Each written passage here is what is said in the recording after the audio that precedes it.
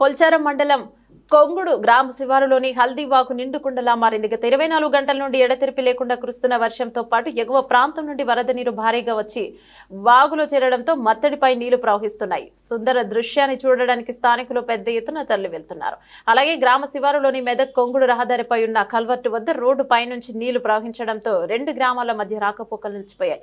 భారీ వర్షంతో ప్రధాన రహదారిపై చెట్టు విరిగిపడడంతో స్థానిక ఎస్ఐ మహమ్మద్ గౌస్ సహాయ చర్యలో నిమగ్నమయ్యారు. ప్రయాణికులకు వాహనదారులకు ఇబ్బందులు రహదారిపై ఉన్న భారీ వృక్షాలను తొలగించారు. అలాగే మండలంలోని పైతర గ్రామ పింగ్ చెరువులో భారీగా నీళ్లు రావడం అలుగులపై నుండి నీళ్లు ప్రవహిస్తున్నాయి.